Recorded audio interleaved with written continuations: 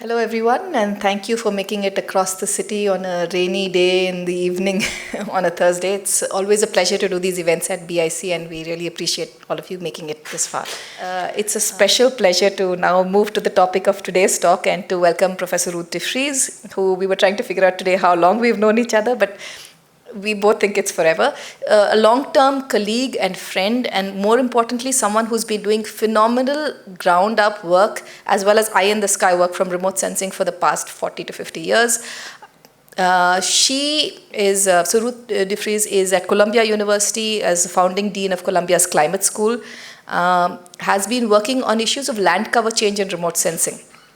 And to give you a little bit of background, when I started doing remote sensing in '93, there was still, I think, maybe 5-10 women across the world working there. So probably, Ruth, when you started, maybe there were 2 or 3. So she's been working on land cover change using satellite remote sensing, and a real pioneer in this, like I said, several decades ago.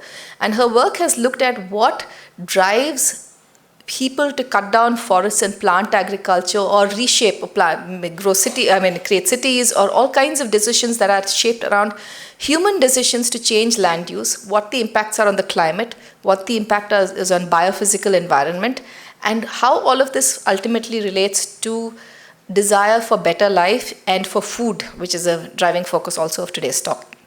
She has 2 books that I would encourage everyone to go out and read. One is The Big Ratchet, which talks about changes in the way humans and their relationship to the environment and well-being has changed over centuries.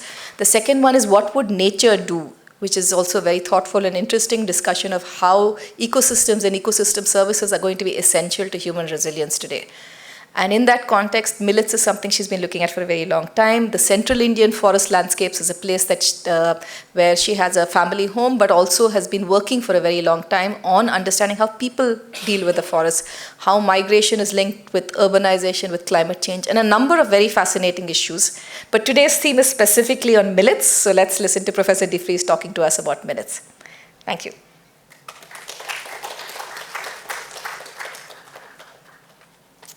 Thank you, Harini, for that very nice and generous introduction, and I hope our friendship and work together goes on for many more decades.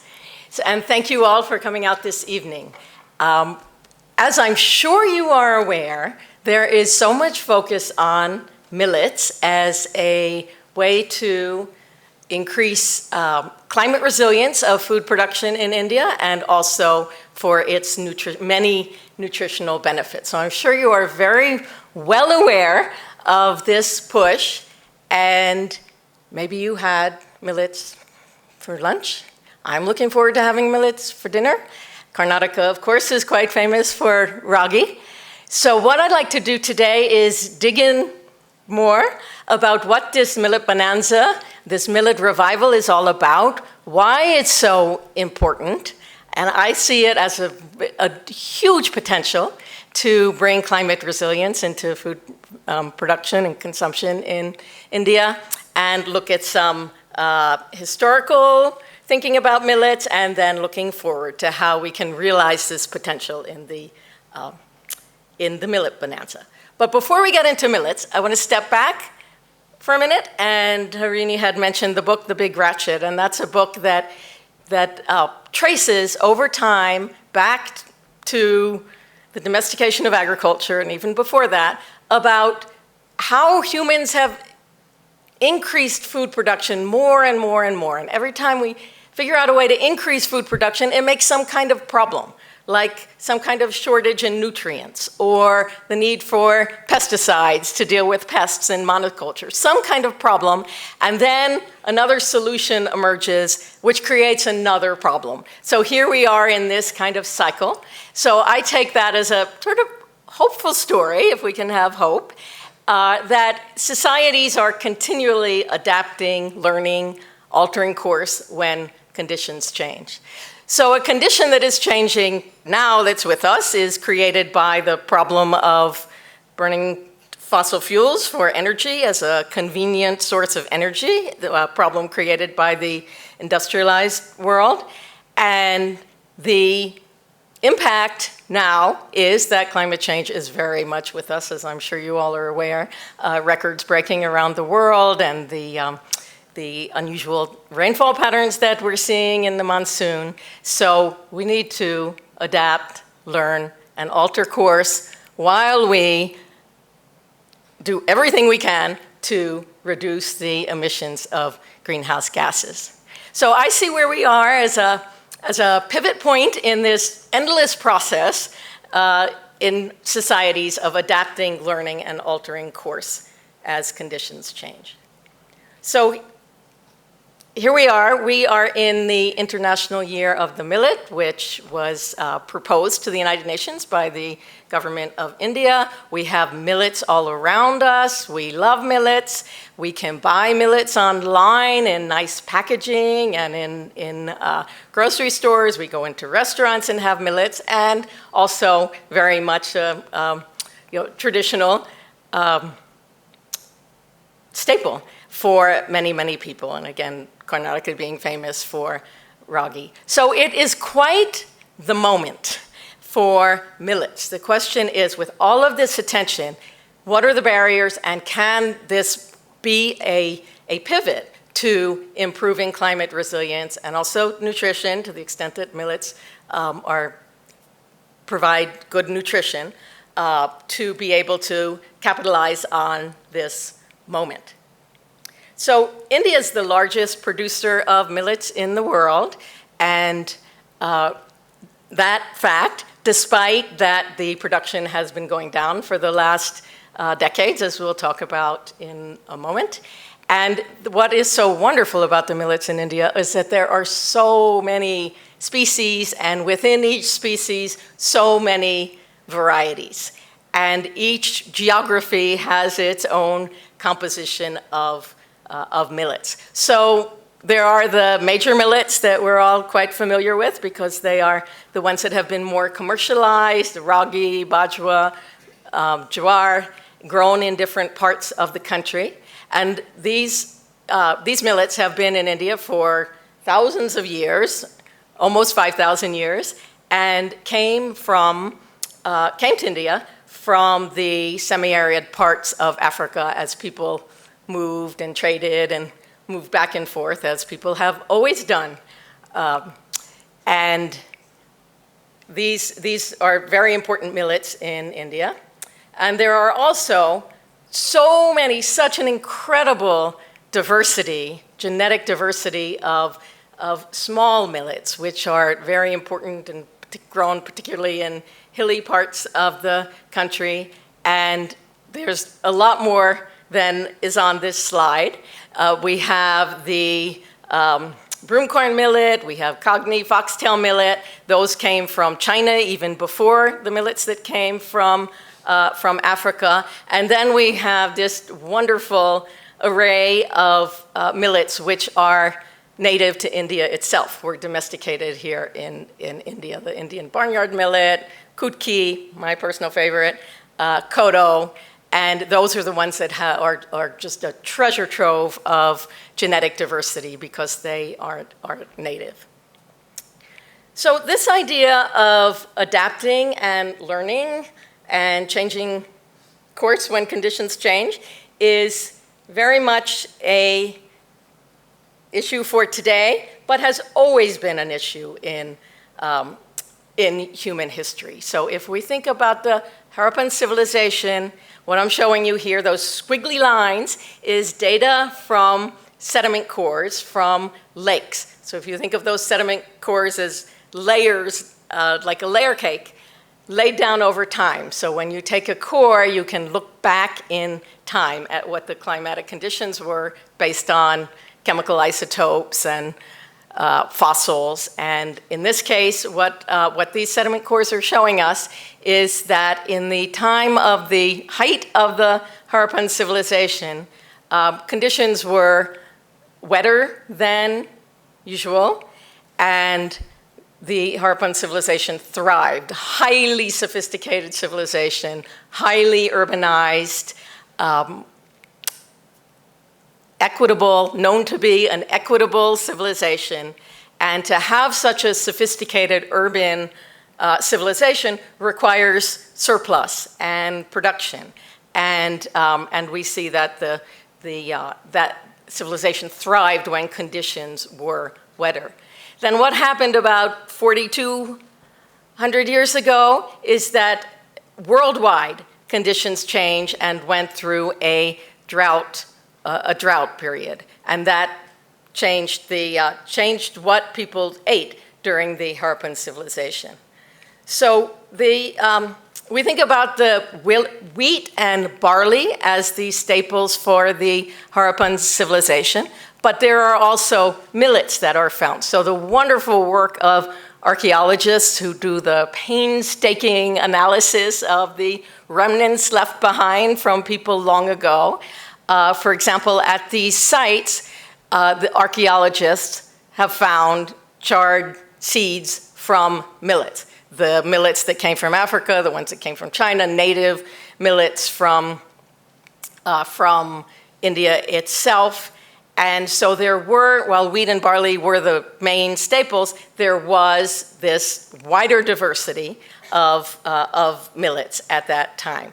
So the interesting thing that we see from this archaeological record is that as this global drought affected the Harappan civilization, as it affected civilizations that existed around the world at that time, we see in the record an increasing proportion of those millet seeds in the remnants dated with time. So in these two sites, for example, we see that the composition of the seeds became more and more reliant on millets. And that is quite sensible because we know that millets are very climate resilient. So of course the Harappan civilization, that highly urbanized Harappan civilization did not persist, but people did move and took their millets with them, moved to the east and moved throughout the subcontinent. So back then, there was this adaptation, learning, and changing course when conditions change. So that human process is very much with us, and we are in the same situation today. So we all think about millets as being climate resilient. What is it that actually makes millets climate resilient? Millets is a catch-all for many different species of grasses which produce these small seeds. So what makes them climate resilient is that they have a particular physiology. What we're looking at here is a cross-section of a leaf, very magnified, and you could see the stomate, the holes in the leaf. If you look very closely at a leaf, you will see those stomates. And those stomates are where the carbon dioxide comes in and the oxygen and the water go out in the process of photosynthesis that we all learned in biology class. So there are two main types of plants in the world, the C3 plants and the C4 plants. And the difference is that the C4 plants have evolved in semi-arid conditions, and they have a particular mechanism where they can store the CO2 in an extra layer of cells, so they don't need to open their stomates as wide to bring in the CO2, so they lose less water. So that is what is making them require less water and climate resilient. So all millets are in this family of C4 plants, and the rice and the wheat that is so dominant in Indian production systems today and in consumption in diets are C3 plants. So it's quite expected that we would see the climate resilience in the millets. And because of that climate resilience and the nutrition that millets bring, millets were historically a mainstay, a staple in semi-arid regions of India. This is a report from the British Famine Commission that was undertaken following the horrendous series of famines in the late 19th century when millions and millions of people died due to the climate conditions, but also, of course, due to the callousness of the British and the extraction of grains from to other places. But at that time, we see in this report, I'm sure it's not highly accurate, but it does show us in red here that many semi-arid parts of the country, the major production was with millets. So millets are very much a part of the culture, part of the knowledge system, part of the history in many parts of the country. Now, what happened in those famines? Here, we're looking at this series of El Nino. So El Nino is a phenomena, again, another worldwide phenomena that changes the global circulation patterns due to warm waters in the Pacific Ocean, and it is a phenomenon that occurs roughly every 5 to 7 years. It has been with us for probably as long as humans have been around, and will continue to be with us. It was with us before climate change became an issue, before all the greenhouse gas emissions increased, and there's a long history of these ENSO El Nino events. So we see during those late 19th century famines, there were some particularly strong El Nino events.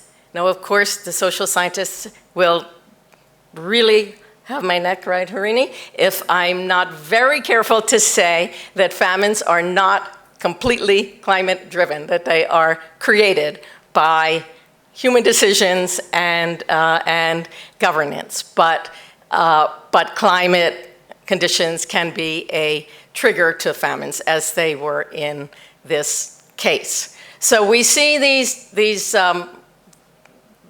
really tragic famines at the late 19th century, and we continue to see El Nino events occur. That's the red, when in the red, continue to occur throughout history, following those before and after those that period of famines. But we don't continue to see, thankfully, this scale of famines as occurred in the late 19th century. So there's been, of course, better transport, better distribution, better government trying to take care of people. So we don't see these kinds of famines today. And part of the reason is because during the Green Revolution, which started in the early 60s, the production of food incredibly increased immensely and outpaced, even on a per capita basis, population growth. So that's quite an achievement. So I know we could stay here all night talking about the pros and the cons of the Green Revolution, and I'm sure there are a lot of perspectives in this room on that question. We'll just leave it at the facts that the Green Revolution did increase food production, and that was due to the high-yielding varieties of rice and wheat, with all kinds of environmental, social problems that came along with that. But what we see is, if we look at the area that is planted in different crops, starting in the mid-1960s, if we look at the kharif, the monsoon crops, rice area didn't increase all that much, although production increased quite a lot because yields increased. But we do see that the millets, those other lines at the top, decreased quite substantially. They really fell out, and they did not have the kind of research support, the extension support that the rice and wheat had. So at the beginning of the Green Revolution, millets were 40-something% overall of the area that's for cereal production, and by the time we get to the present day, it's less than 20%. So the millets really took a hit during the Green Revolution. And even in the Rabi season, winter season, crops Jowar is one millet that can be grown in both seasons, and we see there also wheat increased phenomenally due to irrigation and other inputs, and the jowar also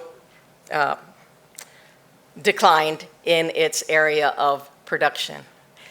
So the two big pushes are these two gentlemen here, younger versions of themselves. Norman Borlaug is no longer with us, but M.S. Swaminathan is still with us. Two people who were so pivotal in bringing the Green Revolution and the high-yielding wheat varieties and rice varieties to India. So here is M.S. Swaminathan, a much younger version of himself, and undeniably had a major impact on the course of food production in the country. Now, let's see, 50 years later, Swaminathan is now the biggest voice, I would say, for adapting, changing course, and relying more on millets and climate resilient, climate smart crops. He's saying that is the need of the hour. And he is certainly the one who has pushed this issue at very high levels successfully. So why is he saying that? This is a bit of an alarming graphic about what we might expect the recurrence of droughts to be in the future. Now, climate projections are only based on models, which we know are imperfect, and the monsoon is notoriously difficult to predict by climate models. I think you had another session on that topic. What we do know, or what the climate scientists do think will happen and is actually currently happening, is that overall rainfall increases, but becomes more erratic and variable and longer and intense, and longer dry spells in between. And also, with some certainty, the climate modelers tell us that we can expect an increase in temperature. So you take those two things together, an increase in temperature, which increases evaporation, and the increase in the length of dry spells, work together for this projection here of the increase in the recurrence of droughts. So what we're seeing here is the return period of droughts every 25 years. So how many times in a 25-year period we could expect to have a year of drought, and we see a lot of red spots popping up here. And this is for a mid-range scenario of greenhouse gas emissions, which we're kind of blowing past at this point, unfortunately.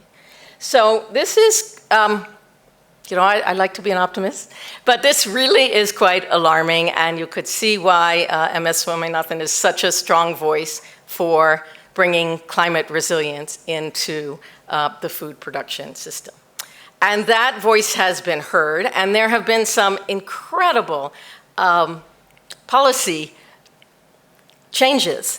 And I started working on this maybe, 10 years ago, and I would have never dreamed that there could be such a rapid recognition of millets, which were previously not getting research support, not getting attention, considered a low status cereal, dropping out of production, that there could be such a turnaround at a high level.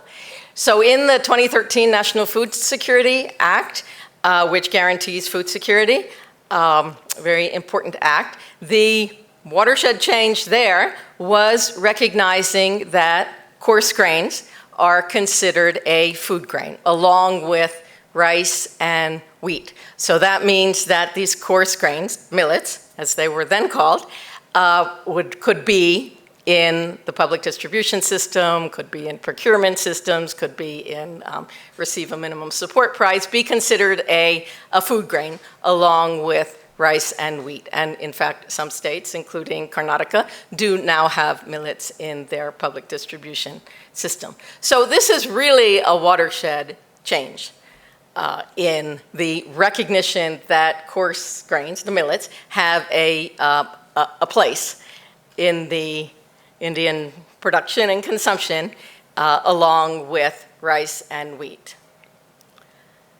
And then another watershed is in this 2018, which recognizes that changes the way we refer to millets from a kind of low status coarse cereals to recognize them as nutricereals for both their, it says here, unique nutritional characteristics and their climate resilience. So that is a real, as I said, I never would have thought that this kind of policy change would happen, not just in India, but anywhere, would happen so rapidly, and it really has caught the attention. So you probably all saw that there were millets in the White House menu when the Prime Minister came a few weeks ago. So it has really, really permeated at high levels. So then the question we have to ask ourselves is, okay, we have this high-level policy attention.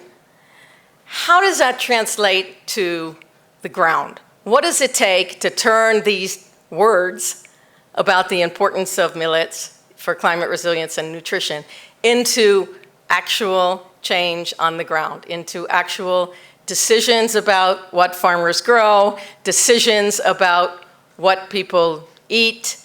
How do you bridge that gap between these big statements about the importance of millets to what actually happened?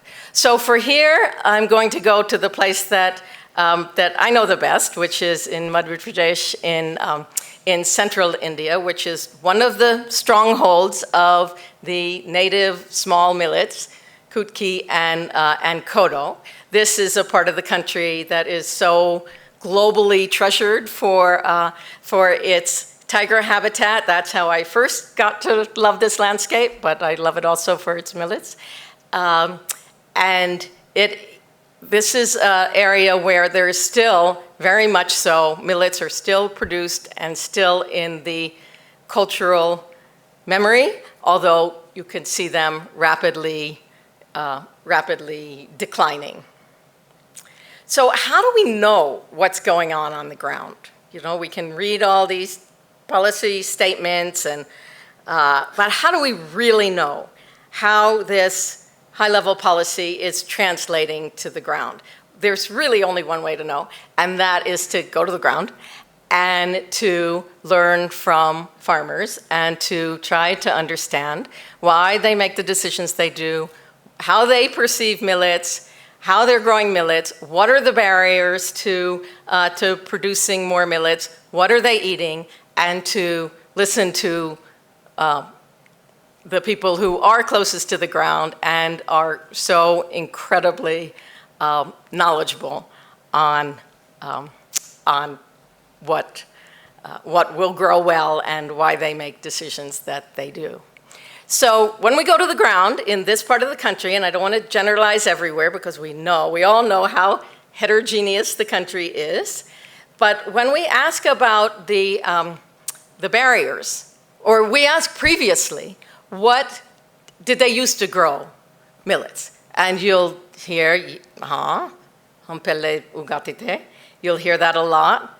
You'll hear hum pehle khate the. You'll hear that a lot. But but you could see that it's dropping out of the diet and what farmers want to grow. So we asked them why. Why is this? You used to have more diets, more millets in your diet, and more millets in what you're growing in your fields. Why not? And the most common answer is that they'll say, zamin nahi hai.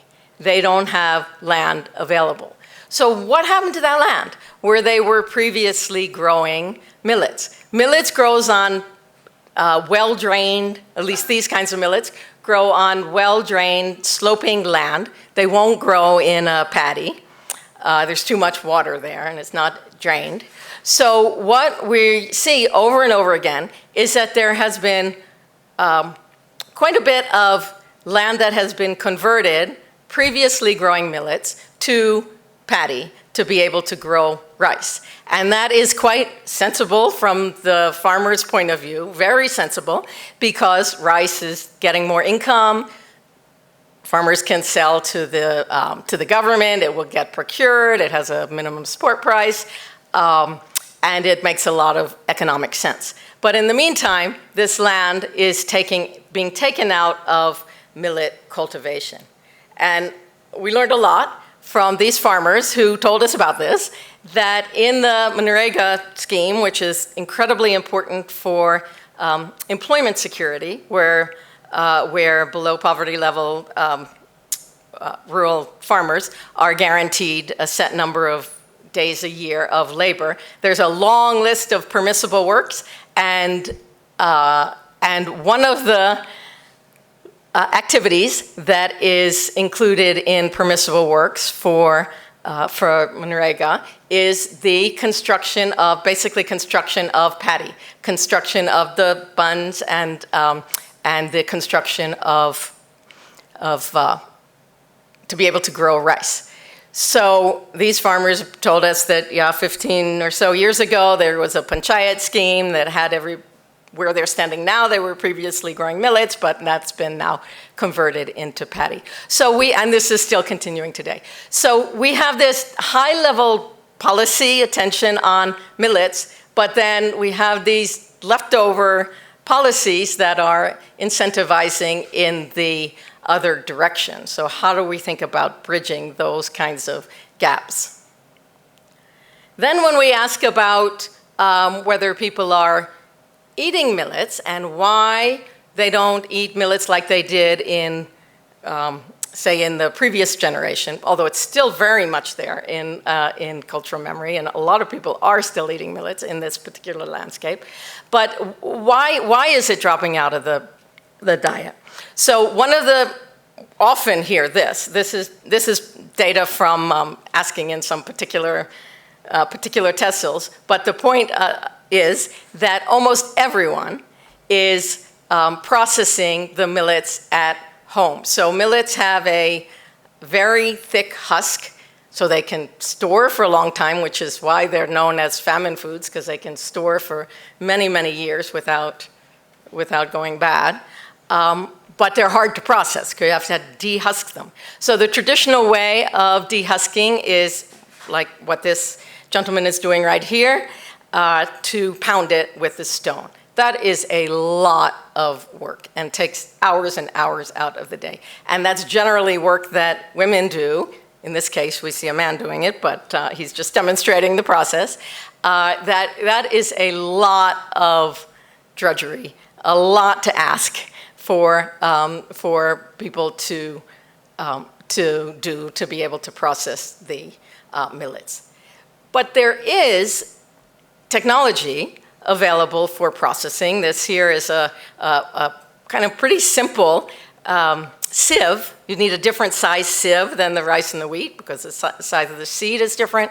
So a small processing unit. So the technology is there. It's not a very sophisticated technology. It's there, but not accessible and not available. So we have the chakkis and the rice processing units. Those are very, very ubiquitous, but not to process millets. So that is one of the barriers that people point to a lot as the reason why they don't want to eat more millets that they're growing at home. And to purchase them is obviously prohibitively expensive for these farmers to be able to purchase processed millets. And then a really strong reason is that people aren't eating more millets or growing more millets is because the public distribution system, which again is extremely important for food security, something like 40% of the population relies on the public distribution system, so extremely important. But that's where rice, and sometimes wheat, is highly subsidized. So then, of course, the incentive is to rely on inexpensive rice and not millets. And again, some states, Orissa, some sure you know, Karnataka, are introducing millets into their public distribution systems, which is really interesting to see. So we put all this information together and we see that there are many barriers to bridging that gap between the high-level policy and what actually happens on the ground. So the challenge now is to try to figure out how to overcome those barriers. Low yields and the lack of breeding to improve yields is certainly an enormous issue. The labor requirements, the lack of market chains, even though millets now have a minimum support price, the government is unsure procurement. So all these issues play together on the consumption side, the drudgery, the continued perception that these coarse grains are somehow lower status and the aspirational cereal is white rice, the availability of highly subsidized rice, food safety, a lot of issues are barriers. So how do we think about overcoming these barriers? And I think that it's possible, but it certainly takes attention and commitment. So the other aspect of this very exciting millet revival is to think back about the Green Revolution. Important for increasing production and alleviating famine, no doubt about that. But there's a lot to be learned from the Green Revolution that can be applied to this potential millet revolution.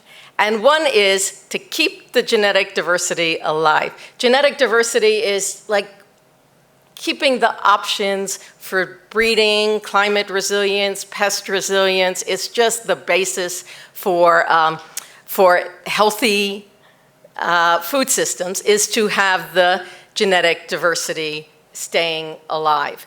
And we know that in the Green Revolution, there were thousands of varieties of rice that fell out of production with the attention on high-yielding hybrid rice. So a lot of genetic diversity was lost. And now that genetic diversity, which contained most likely very good traits for climate resilience, pest resilience, waterlogging, all kinds of traits that are important today, is now lost to us. So how do we ensure that that does not happen with the millets, especially the small millets, which are not so easily commercialized like the ragi, bajra, and jawar? How to keep that alive. Another learning from the Green Revolution is about ensuring that the benefits, both for income and for nutrition, are equitably shared across the spectrum. So we know one of the learnings from the Green Revolution is that those who benefited the most are those who could afford the inputs of agrochemicals, pesticides, water, buy the seeds, all of those inputs, and those were who could benefit the most. So how do we assure that these benefits are equitably shared? Another issue is one of the reasons why millets are so highly valued and getting all this attention is because they are so nutritious. They have the iron, they have zinc, they have all the micronutrients, low glycemic index, all of these good things that we hear about millets. And as millets become more and more commercialized, we see more and more processed products. And I'm sure you're seeing this in the stores and everywhere, that there's lots of products now that are being made out of millets, which is great. But how do we make sure that the nutrients are retained in those products so that the benefit of the millets is realized? So there's quite a lot to try to connect, try to think about this scaling up from the ground to achieve these high-level policy objectives. And as Harini said, I started out my career very much high in the sky with remote sensing and satellite data and looking down on the world. And I've come to realize more and more that the real truth lies in being able to be on the ground and understand what is happening and then try to connect with the higher level. So there are a lot of challenges, but I'd say if we think back to the the process of adaptation, learning, and changing course is as true in Harappan civilization as it is today. And the key to being able to adapt lies in keeping our diversity alive. And this is the most recent book where I'm asking, what do we learn from nature about how civilization can be less focused on efficiency and more focused on what has enabled nature to survive for millions and millions of years, because there's a lot of wisdom there and has survived for a lot longer than we have. And one of the chief mechanisms that has enabled nature to survive for so long is diversity, even though it seems like it would be inefficient, or it seems like let's just go for high-yielding crops and monoculture to produce a lot. But what has enabled nature to survive is keeping that diversity alive. So we're learning that from history, and we are learning that from our present day. So with that, I will thank you and look forward to some good discussion.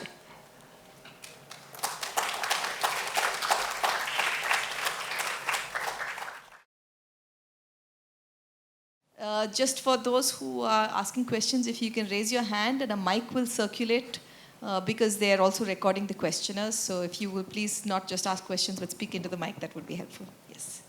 I'll start with you. Hi. Can you just introduce yourself briefly before you ask the question? Sure. Hi, my name is Sudha. I work with grassroots organizations, and I've been working on millets, addressing these barriers that you've talked about for the past decade. And I'm part of a group that set up a small community-oriented millet processing unit. It's running quite well. But I'm sort of, maybe I shouldn't have asked first, but okay, why not? My question is beyond millets, because I think one is our data. We have data about grain production. Our data about food production, I feel, is not very good. And our data about food consumption is also extremely weak. So when we talk about millets as a staple, yes, they were the staple, but all the other foods that people were eating, I had seen your 2018 paper on anemia, and I just, since then, what I've learned, I've realized that, do we really understand what's happening with our food? So I guess what I really want to ask is, when we are talking about diversity, so millets are part of a diverse ecosystem, which includes cultivated foods, which includes uncultivated foods, which includes animal foods. And I'm really very concerned that when we talk about this, climate resilient millets, we are giving millets an undue importance. And we are completely ignoring, and millets will go the way of paddy and wheat, the way we are going about it, because we don't understand food and we don't understand agriculture. So that's what I wanted to say. Yeah, first, thank you for the great work that you're doing. It sounds really incredible and hard and rewarding all at the same time. I completely agree with you. I don't think that millets alone are the solution to India's nutrition. We know what brings good nutrition is a diverse diet that includes fruits and vegetables and all of the good things that our mothers told us we should eat, right? So I wouldn't say that, if we have increased consumption of millets to historical levels, that it would solve the nutritional problems in India. I don't think that's quite the case. But what we did see in that paper that you're referring to is that as millets fell out of the diets going back several decades, that would be okay from a nutritional point of view if those nutrients, iron, zinc, and other nutrients, were being compensated by changes in diets that were bringing those nutrients into into what people are eating. But that's not, I know it's very imperfect data, but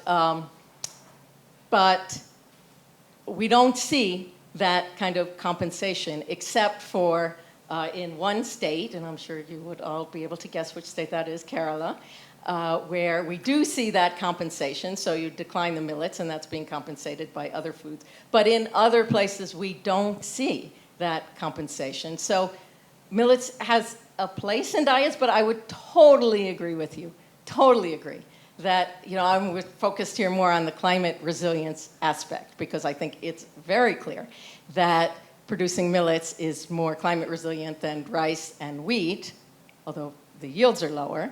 But the nutritional questions are like a whole diet way that we need to be looking at it. So thank you for that question.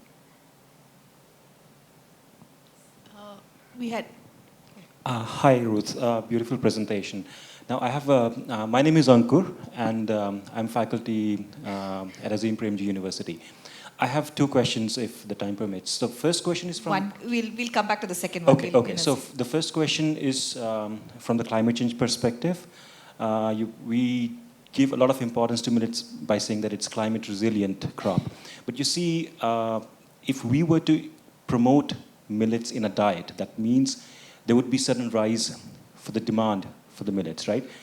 And because its yield right now is not even half of what we have for paddy and wheat, wouldn't that mean we'll need more area, deforestation kind of a thing? Won't that defeat the purpose eventually? Yeah, it's really interesting that you asked this, because my group of colleagues that I work with, did a hypothetical analysis to try to understand that question that you're asking, because the last thing we would want to promote is that production goes down and there's not enough calories to go around. That's not a good thing.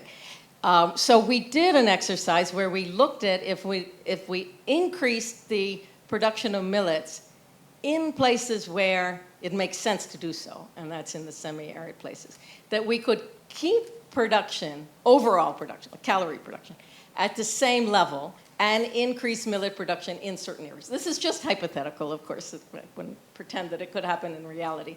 But in principle, I think that analysis showed that it is theoretically possible. And the reason it's theoretically possible is because there's some parts of the country, Central India being one of them, or parts of Central India, where the yields of rice are very low. On a national average, no doubt the yields of rice are much higher. But there are parts where the yields of rice are comparable or even lower than the millets. So if you sort of thought about those are the places where it makes some sense. It also makes sense to work towards increasing the yields of millets. Sorry?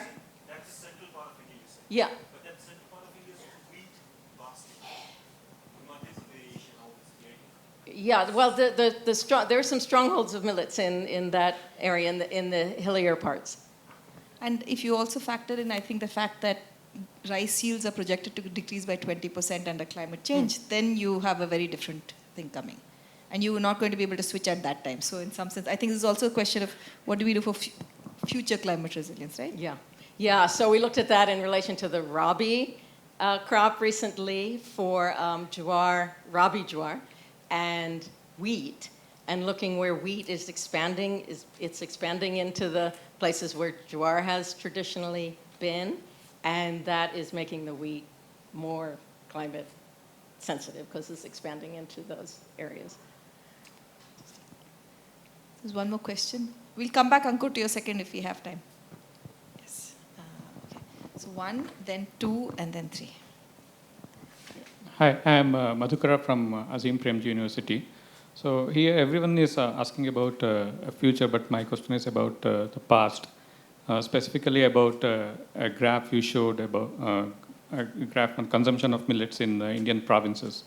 So what I observed was that Mysore region had a very high proportion of millets, and the provinces in central India, the proportion was relatively low when compared to Mysore. So I'm a bit inquisitive about it because both the regions receive comparable amounts of rainfall. But why did one region had a larger proportion of millet consumption and the central provinces had a relatively lower consumption? Yeah, that's a great question, and I was wondering the same thing, and I don't have a good answer to your question. I mean, I'm sure it's the case that the data at that time was even, not very satisfactory, but I'm not sure that explains the discrepancy. Thank you.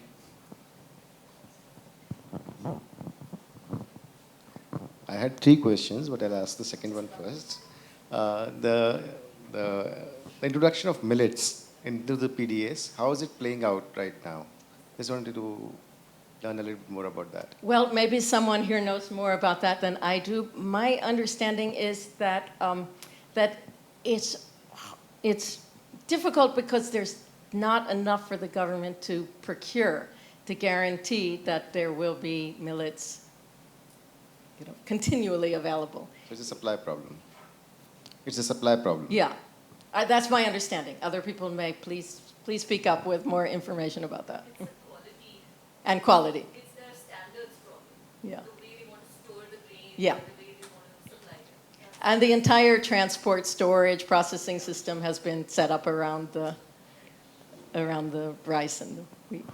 I think as with all the climate resilience issues we have, it's the system has to shift, just having the policy. And the question is whether climate will change very fast, whether the systems will shift, the adaptation systems we have will shift in time. I think that's... Can I ask a second one, small one? Later. Next, we'll come back to you. I just want to make sure everyone gets one question. Hi, my name's Revati. So when we are talking about millets and now coming into the market, just as what happened with wheat and rice, I would say the processing caused a lot of the problems. And the health benefits which we as a consumer want to get from millets, how do we make sure that those problems are not again repeated? So we will have, millets, but minus the health benefits.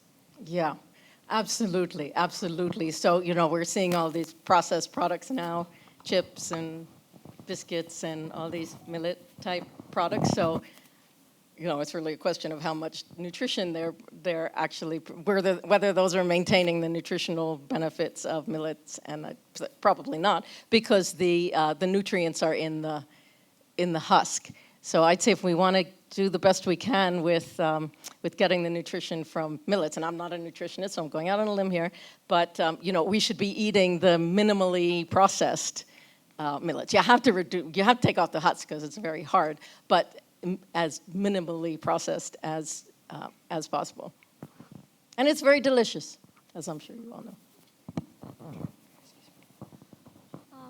I have a question, okay? And this is about a little bit about the history of consumption of millets in the wake of the refugee crisis of 1947-49 in the part of India that I grew up, which is West Bengal. So there was huge population movement, and there was grain scarcity, particularly rice, which is the staple. And this is also a commentary on what Harini just said, it's shifting the systems. Okay, it was very difficult to shift the systems at that point of time. Millet was distributed through the PDS at that point. The government of West Bengal did. But people, first of all, they couldn't consume those millets because they considered millets to be lesser than rice, okay, lesser grains of particularly the lower middle class, okay, considered this as a class demotion. And also the nutritional benefits were lost upon them. So while we are talking about promoting millets and the good parts of millet, are we talking to people? Okay, and talking to people at large, and how is the society accepting it beyond the urban upper middle class layer? Yeah, absolutely. Yeah. So we very much see that, as you rightly said, that there's the lower hilly tribal population where millets are consumed and in the culture. So there's that value of millets. There's the very high end, like us in this room, who are, part of the urban consumption trend towards millets and buying the expensive and nicely packaged millets. So that's at the high end. And there's this huge swath in between. And that's the irony. And we, in this particular landscape, and I won't try to generalize, but there is very much that perception that this is low status and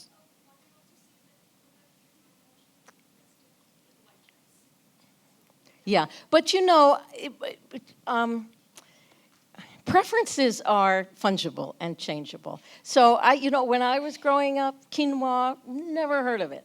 And now it's everywhere and part of diets, and everyone eats it and knows about it. And so it is really an issue what you're saying about the aspiration towards the white rice, for sure. And I don't think anybody would say that people should, if there is such a thing as should, eliminate rice from their diets. It's really not that. It's bringing in more diversity into diets. So yes, that perception of low status is very much there, but we do see changes over time. That is true. I'm just thinking back to, there's a very interesting paper which talks about inscriptions in Tamil Nadu about food for the gods, temple food. And food for the gods at a time when millets were being grown was always white rice. This is 800 years ago, when white rice wasn't common. But it was white and with milk and with ghee and with honey, therefore it was the food of the gods. And who wouldn't want to eat the food of the gods aspirationally, right? So that's something. But you're also right that there's so many now companies across Bangalore, for instance, we take still a big city, but selling ragi dosa batter and ragi idli batter, which is not processed, which is not your standard. It's not your millet chips or millet biscuits, which, I mean, by the time you add the sugar and the maida, I don't see why one would eat it. So there are changes. I agree with you that what we think of as food and culture, which is very, very much, we think of it as traditional, it's very fungible, especially in cities and small towns. So I'm just curious about how that will change. But you have a question. But not quickly, and it's very ingrained. No pun intended. Yes. Yes. Hi, Ruth. Thank you for that presentation. My name is... Yeah, go ahead. I can go after. Oh, there you go. Okay. There, yeah. I'm Hansika. I work in Forum for the Future, and we are trying to take a systems lens to the problem of agriculture, and MP is quite a focus state.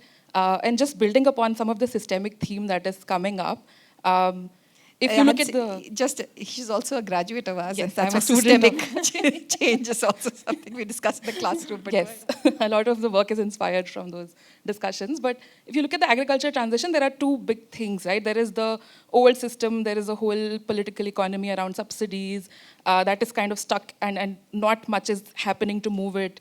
It's like pushing a wall. And then there are these new agroecological experiments like millets. It's a part of that story. It's extremely non-remunerative as a profession, right, agriculture.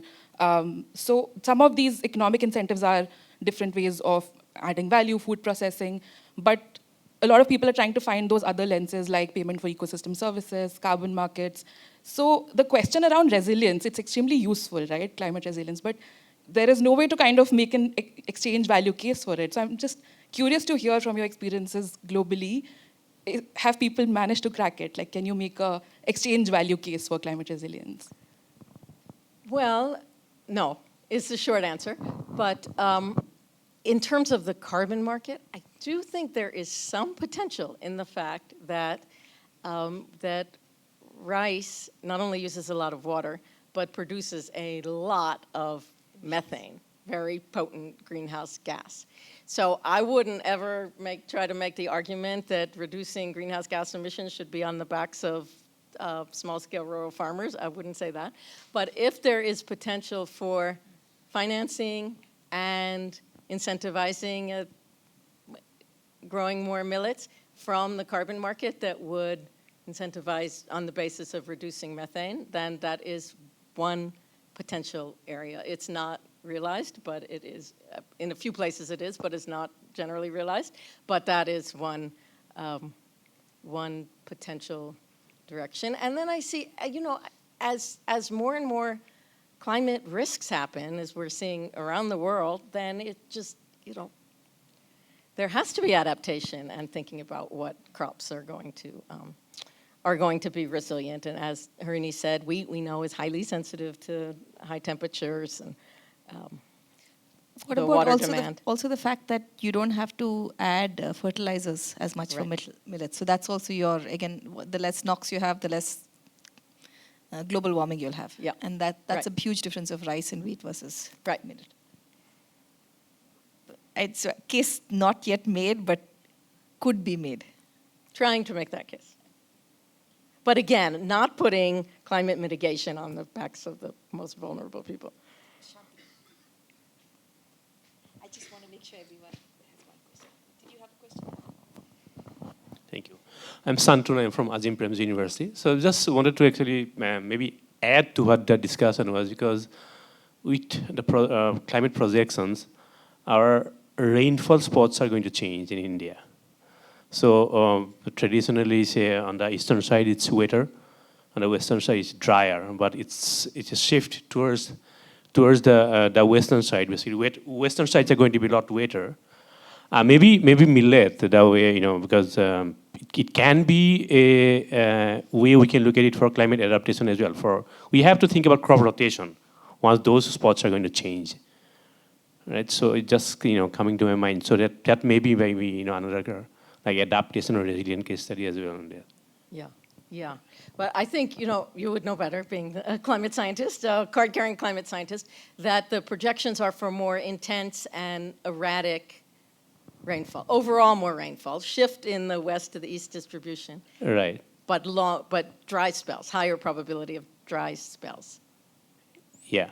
I'm also thinking of the land use trade-offs. Again, coming back to the data question that she was asking. One of the things is millets are always grown much more in the commons. So the side of the bund, the little areas which you won't track in your land records, right? The side of the bunds, the grazing plus the millets, or in, for instance, Bangalore, if you look at the old land records or the inscriptions, what you'll have is when the lake dries up and the wetlands dry up, that's when you'll plant the millets. And so when all of that changes, and you move to rice. So if you had the millet, you could have the grazing, you could have the foraging, you could have many other things along with it. Because it's more supportive of that than the industrialized rice or wheat production when you have a lot of, you spray the heck out of it essentially. So, so I think that, restoring millets could restore that diverse food system. It's not just that it would come back to only millets, but we won't measure it in any of these national statistics. Yes. Because millets are generally grown on very marginal land. Marginal land. Because they're not getting good returns, which is one of the reasons for the low yields. Yeah. Other questions? Okay. If not, then we can go back to Ankur, and then you, and then you. Yeah. Okay. And then Madhukar. So we'll do that one more round. There's one where? So my next question is from a lot of perspectives. For example, when you talk about the problems with the millets, as you mentioned in your presentation as well, is that its yields are low, and number two, the processing is a problem. And I'm sure this question must have come in the discussions in your research group as well, that with the push from the government side to increase the yield and to make it the husk better, you can remove it. So there's a lot of research impetus going on that side. Now I'm afraid if this continues, aren't we going to the same direction where we went with the rice? Because if you look at the wild varieties of rice, they were nutritionally dense, but smaller grains. Yeah. The improved variety was more starchy, bigger grains, but less nutritional dense. So probably we are going the same direction. And we talk about using of lesser amount of fertilizers for millets right now, but that may change with the high-yielding varieties, So probably millets could, place at the same place where we have wheat and paddy in the future, right?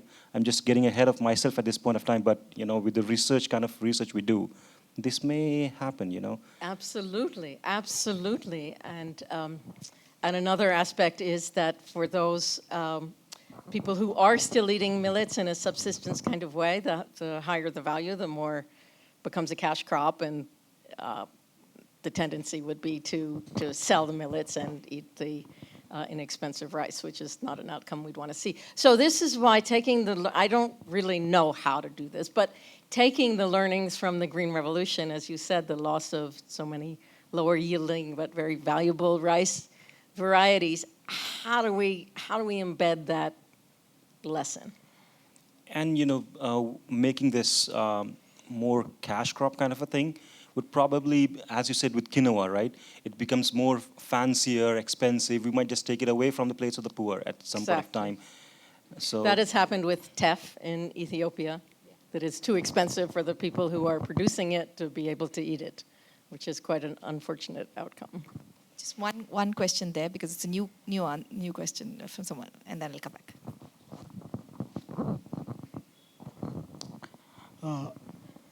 I'm from Orissa, Kalahandi, where we have seen lots of drought. So when I was a child, I have heard that the kodo kutki khane wale log, that the poor man's food. तो जो कोदो कुटकी खाता था उसको गरीब आदमी माना जाता. Now it has become the food of the elites. Or it is also very expensive. So it is, even if we want that it should be the food of the common people, it is very difficult. It is not accessible for the poor people. So how it will be possible that every common people will have this food? Yeah, absolutely. That's the irony of today's situation, is that it's the urban high-end who can afford the millets at this point in time, and probably our diets are diverse enough where we're not getting the same kind of benefit that people would get if they were eating, having more diversity in the cereal-heavy diets. So yes, this. How does culture shift? How do paradigms shift? How does thinking shift? Except, I guess one buffer here is if it comes into the PDS, then you have that buffer. Yeah. Because at least, even possibly. Although there's still these sort of status-related biases against the millets. So. Right. Yes. Here. Need influencers, Shah Rukh Khan and Amitabh Bachchan. This is a very specific question. So many of our partners work on Narega, and something which you said about in Narega, the land leveling for paddies being supported by Narega, and the example which you gave was point number 15 or point number 13 was construction of earthen peripheral farm or field bunds for individuals. But I'm not sure, because land leveling is very different from constructive of bunds and all that, right? So I didn't get the relationship over there, because that's something which we can talk to our partners as well. That's why it's a specific question. What does it mean by bunding is very different from leveling, right? So why are you relating to that's the permissible work in you would know better, in the Manrega list is on individual land. Yes, you can create those bunds, right? To create the bunds. Yes. Yeah. But bunding is very different from leveling the land, right? It is very... Well, they both need to go together to be able to have paddy.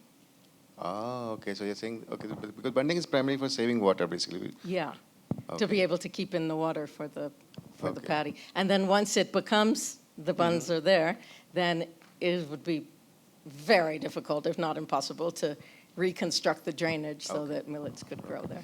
Okay. Thanks. Yes. The lady behind, and then Madhukar.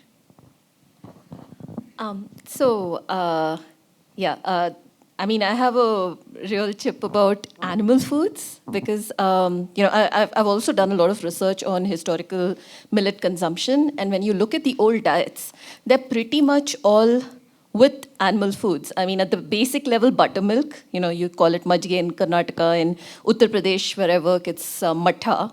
So, preparations with animal foods and, nutritionally, I'm sure that has an impact for absorption because the way we are consuming millets now, all those cookies and chips and so on, they don't have that.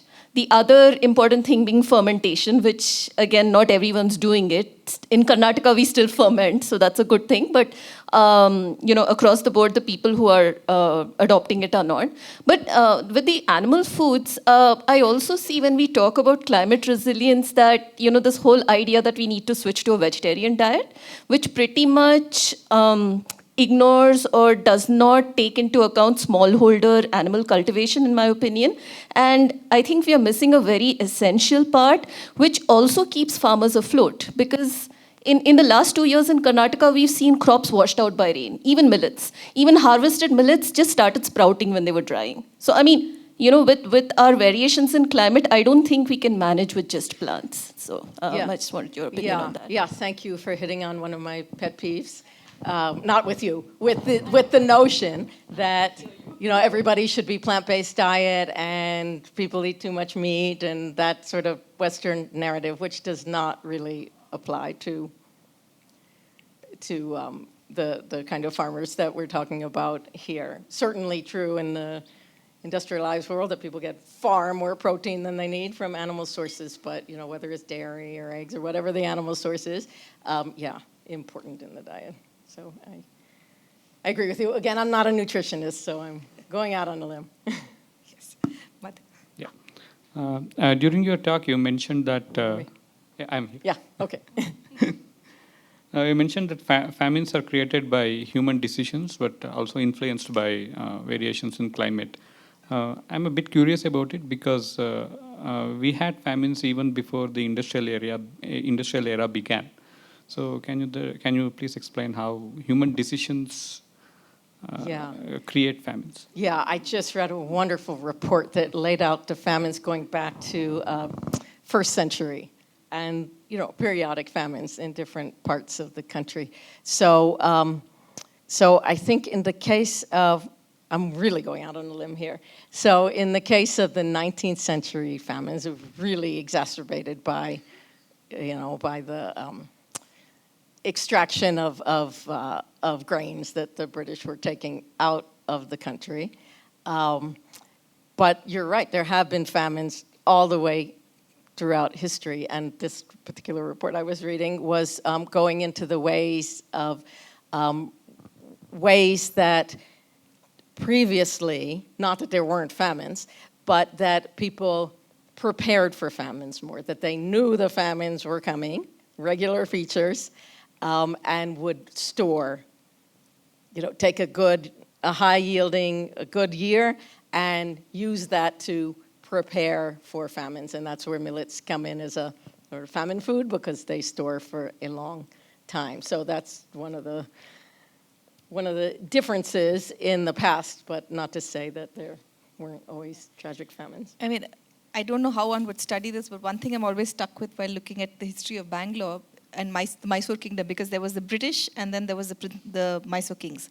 So there was a famine of the 1890s and 1860s actually. So if you look at the 1860s and the 1890s, what the Mysore Maharaja did for his subjects was throw open the forests. So people went in with their cattle and they picked up whatever they could, they grew whatever they could, and that was famine relief. Of course, there were other things, but there was sort of. The British did famine relief through work for money. And if you're already starving and you have no calories in your body, you pretty much die if you're working for money. So it's very clear. I don't know how one would do systematic studies because I couldn't see anything on the area, but just if you read it through the reports, it's very clear how the complete substantiation of your point. Yeah, I just read about that, the rationale for, well, we don't have to go into this, but making people work for food when they're starving. Yeah. Yes. No, we are recording, so that's why. So it's for people who are listening later. They won't understand why she's responding. So just adding on to that is that, so we have historical records that before the British arrived into India and also before high imperialism starts, there are plans in place about irrigation, okay? Knowing that the El Nino is going to come in this interval. Okay, so there are responses ready in Asian countries, particularly Akbar's India and then also in China. So those kinds of things are there. Thank you. Yes, go ahead. Question there. Okay, here and then there. Sorry, I'm not a climate scientist, but Ruth, thank you for drawing on so many disciplines to sort of, give us the story of millet. But I was troubled. Why use the same old language of bonanza and revolution and scaling up? Because so much of what you did in your question answer was really against that whole paradigm of, scale and, I mean, in diversity and scale. I don't know, is there a new language? How are you thinking about it? Well, I also have this reaction against everything needs to scale. It's such a sort of term that people use all the time. But when maybe that was the wrong word there, but thinking how to connect. I mean, this is really an opportunity that there's such high-level attention, high levels of government attention on millets. I mean, that is really quite something. But how do you, maybe scaling up is the wrong word, but the connection between the bottom up and the top down. Those are some more buzzwords in there. But it is a challenge, isn't it? How do you use the new, you can't invent new words. How do you take it's the way of thinking, I guess. How do you change that way of thinking? Great. Yes. Yeah, good evening, ma'am. Thank you for your wonderful presentation. My name is Puneet. First, I have a small comment because there has been a much discussion about the public distribution system, especially for its promotion for millets. That may be a good idea for promotion of millets, but I am not sure if it will be a good idea to overcome the cultural bias of it being a poor man's food, because I mean, PDS is for economically vulnerable people. Yeah. My question was, so seeing your presentation, and you very well outlined a lot of problems that are there with millet promotion. And I've been kind of working in this space since past few years, so I've seen them. But from what my observation was that, a lot of problems that you outlined are also the general problems that the Indian agriculture sector is facing, value chain development, access to markets, mechanization, etc.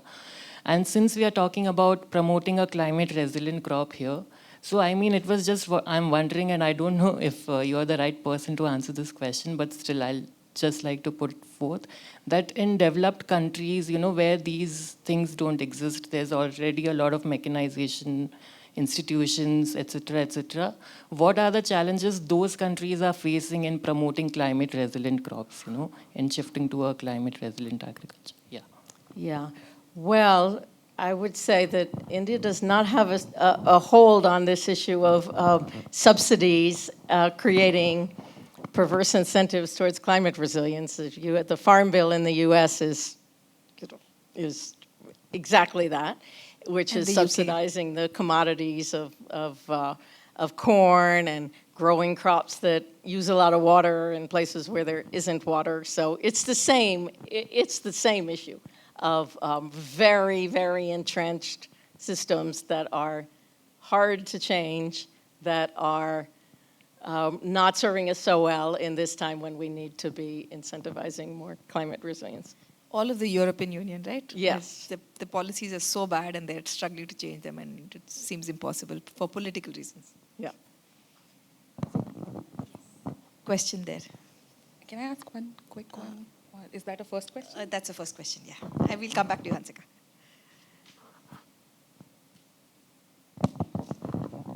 Hi.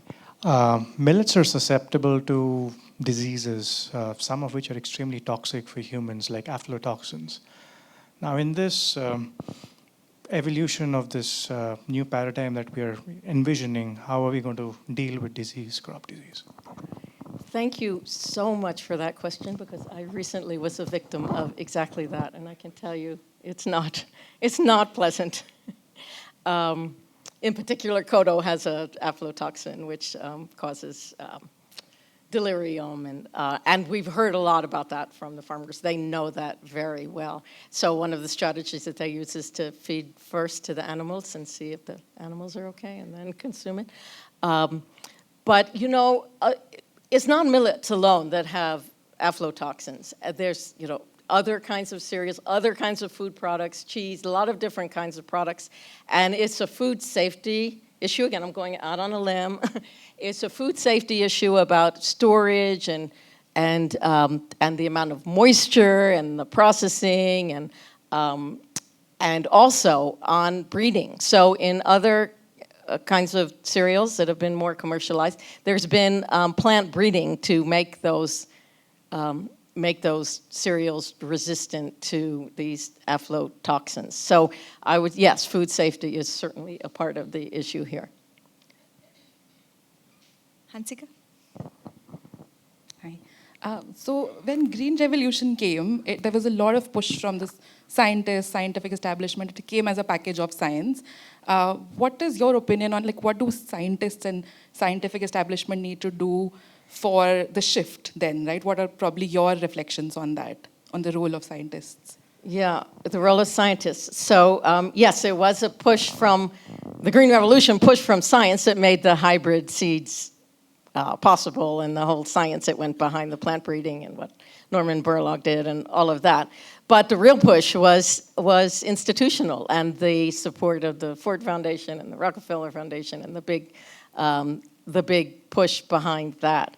So what do I think needs to happen? Well, that's a hard question. As I said, there's a lot of learnings from the Green Revolution about ensuring that the diversity, genetic diversity stays alive, even though the yields might be lower, ensuring equitable distribution, and those kinds of learnings. Now, how do you take those learnings that go against our push towards more efficiency, commercialization? That's beyond plant scientists, realm. So that's why the kind of work that you do in Azim Premji and the kind of educational programs you have is so incredibly inspiring, to be able to think about these really hard issues in such a systems sort of a way.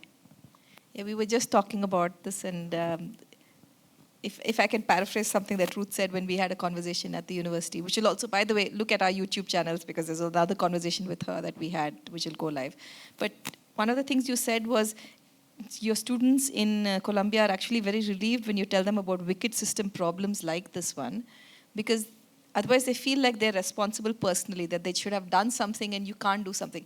And what I guess the value of work like this is not to offer solutions, and not to be doomsday about it, but to tell you that it takes time and it takes investment of that effort, and it takes constantly rewiring solutions, which I think is really important, so that you don't get discouraged when the simple solutions you try fail at first, or seem like they're failing at first. So I just don't know if you wanted to add on that. Yeah, so this is my perception of students, is that, the students who are studying sustainable development and these really hard, wicked problems, of which this is one, and, they look to their engineering peers who write a few equations and solve a problem, and they say, why can't I solve this problem? Well, it's not them. It's that the problems are so hard and require not just one perspective and way of looking and kind of expertise, but so complex. And what I really liked about your presentation is the way you brought all these threads together, as someone was saying. To me, my most transformative time with Millets was the time I went to Tadoba National Park, and there was a community which is inside. And so we went to this one village, and a Goan village, and this woman so she showed us her village inside, her room inside the house, and it had an earthen, the depression that you showed us, earthen depression, and this wood piece, and she used to pound millets in that wood piece. Elderly woman, the grandmother of the house. And she was happy that a road had come by and they had rice, because she said, now my grandson, we get rice from ration, he takes it, he grills it. Before, she used to pound rice, pound millets in this, it's earth and it's wood, it's not even hard, it's not going to give you any friction. She used to pound millets for 5 to 6 hours a day for the family to eat one meal, which was not sufficient for her hunger. And obviously, as a grandmother, she would eat the last, I'm assuming, and the least. So after decades of hunger, she was very happy to have this road, this mill, electricity, rice. And again, as an ecologist studying these protected areas, saying wildlife, conflict, biodiversity friendly, I think to me, just thinking of how she lived her life is a feeling that when we look at all of these, I think we have to bring all these strands into play so that people have better lives, but they have better lives in a way that's also better for the planet and better for the long term. And that's not an easy challenge. Yeah, it's really hard work. I know I wouldn't be able to dehusk the millets. And, we might have a tendency to romanticize traditional ways of processing, but really there are technologies available, and they're not that sophisticated, to be able to alleviate that kind of drudgery. So I really like, just to come back and conclude, I think what I've really found very nice about this is it's not a romanticizing talk, but it's a talk that is sort of, how do we go forward with millets under this? So thank you once again, Thank Professor you all. Ruth DeFries. Thank you. It was a lovely conversation.